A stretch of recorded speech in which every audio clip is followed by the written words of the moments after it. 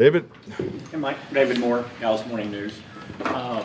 When you put together a game plan and calling a game, I know it's about attacking the defense, but do you take the state of the opponent's offense into, when you're putting it all together, just as far as pace and what type of game you want? Definitely. I mean, it's complementary football. What we do as a staff specifically with the coordinators, we have a game management meeting at the end of the day Friday, and now that everything's in, everything's been pretty much repped. So the offense coordinator will talk through everything we've done and what we think of them, how we're going to attack them, and then Mike does the same for defense, and John does the same for special teams, and then there's always items that we talk about as far as just the procedural, the officiating. So we go through anything that's tied to the actual game, and and then from that we have a discussion how we want to, which way we think the game may go, and they never go exactly how you think they're going to go. But that's all part of the complementary football formula. Mike, Todd Archer with ESPN. How did Bland come through practice yesterday? Good. Yeah, today will be his. It'll be a real test for him. He'll be on a rep count today, but he had a good day yesterday. You talked a couple of times about it's not who you play, but when you play them. When a team is coming off a bye, besides health, what do you kind of expect from those guys when they've had extra time? Wrinkles, but I think you just got to pay attention clearly to the film. I mean, they're playing very well. They've been very productive. So that's where our mindset and our outlook is.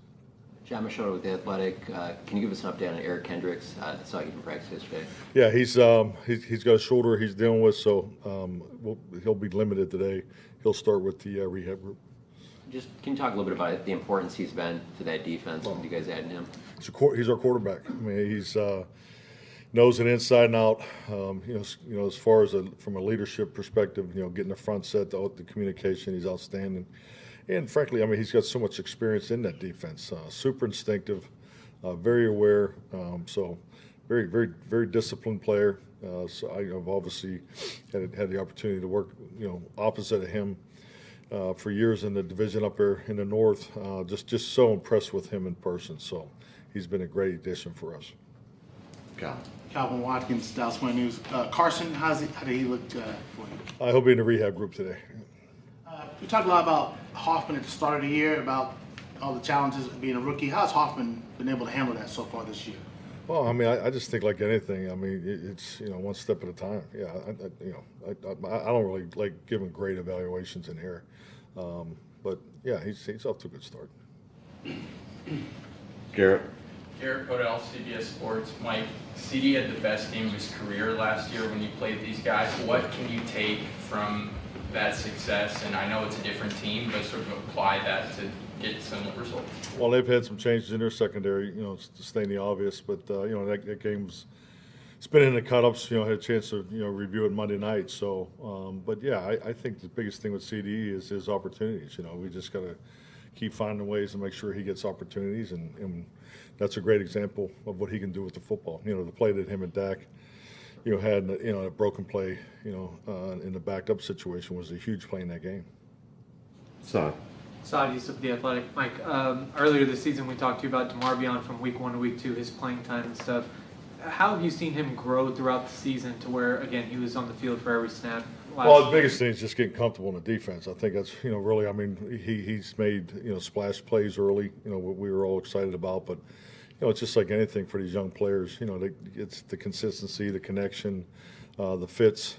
Because we obviously need to be consistent in all three areas: offense, defense, and special teams. And obviously, you look at a couple of games we had early in the season. We were not as connected as we could be. So, and I think that's just part of inexperienced players, and it's not just young players as far as rookies, but it's new players. We have a lot of new players, a lot of young players, and we just need to keep, playing, each and every day as far as the practicing and so forth. It's so important, because like Tyler Guyton, just talking with him the most important thing he needs to do is make sure he's there every single day. I mean, as a young player, the most important ability is always availability, because you just can't afford to miss those reps. Are so valuable, especially today's reps, padded workouts. So, and that's a great example of it. Staying with the linebackers, Nick Vigil, obviously you guys have liked what he's brought. What does he bring from his veteran leadership standpoint? Oh, I mean, he's the backup Mike, the green dot, excellent communicator. Not, just like Eric knows the defense, especially inside and out, and he's outstanding on special teams. Tommy. Tommy Yards, DallasCowboys.com. Mike, you mentioned yesterday that 10 guys touching the ball in the receiving game was big for you offensively. When you're able to spread the ball out that much, what does it do for you as a play caller to kind of open doors for the offense? Well, I just think the biggest thing is it keeps you in rhythm on your call sheet. You're able to exercise your plan. The adjustments I thought we made in the second half were really good, especially in the run game. So that, that's definitely helpful. Just keeps you in favorable down and distances because obviously the third down was huge in that game for us. So and just being being able to be productive on first and second down was probably the best we had all year. Ed.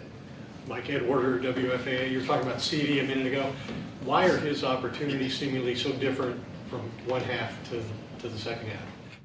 It's football. I mean, that's that's the way games go. I mean, it's they were clouding to him, pretty much the whole game. So as far as how much he had, how many opportunities that he had inside, those are the things you have to look at. But you don't just not 7-on-7. There's protection and all those things that go with it. So I just think that's the way these games go sometimes. Joe.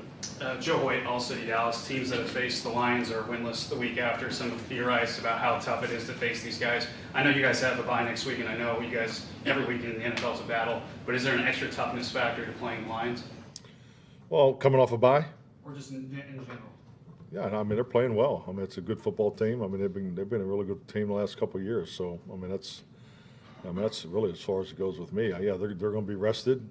So that's always a good thing in the bye week, and I've always enjoyed bye week. The week after the bye week is the preparation. You can go full throttle. It's a chance for your team to catch your breath, get healthy. So, and I just think like anything, with a really good week of preparation usually leads to a pretty good performance. Dave. How impressed have you been by Cooper Beebe, especially when you take into account that he was changing positions, and while you projected him there, still actually doing it at the level he appears to be doing it this early? Very impressed. I think just clearly, the position change, just being a center, primarily, because, we repped him at guard and center when he first got here.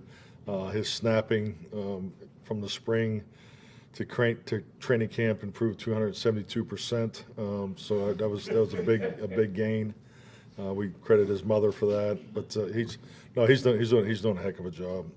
So I just think like anything, we don't talk much about him, and that's a huge compliment to him because he's gone in there and replaced a really good center. A guy that played excellent football for us for a couple of years, and and he's in this system is running full throttle. We don't hold anything back. Our cadence, volume, and variety, and all those things is still there. So he's an exceptional young player. And you seem to, when you were looking at him, you seemed to make the transition to a center for him immediately. Was it his build, his play style? What was it that? Well, all the above. I mean, I know when I first saw him, that's what I saw. I saw a center. It just his contact balance. I mean, no one put more guys on the ground than he did. Whether he was playing tackle, guard, it didn't matter where he was playing at K-State.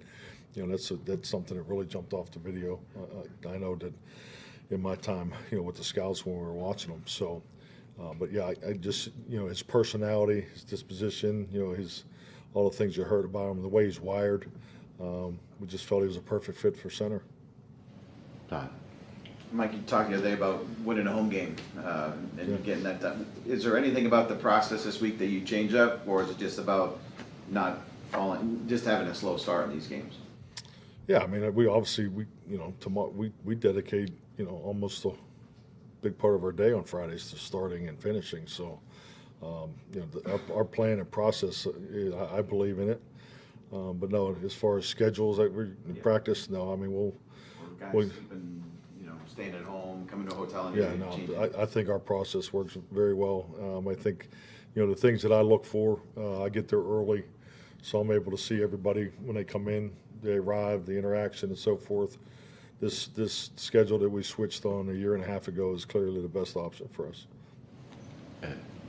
Mike, you played a succession of elite pass rushers, and you have another one this week in Hutchinson. What do you see that most impresses you from him? I mean, his length, his tempo. I mean, he has a great motor. He has a his spin move's a weapon.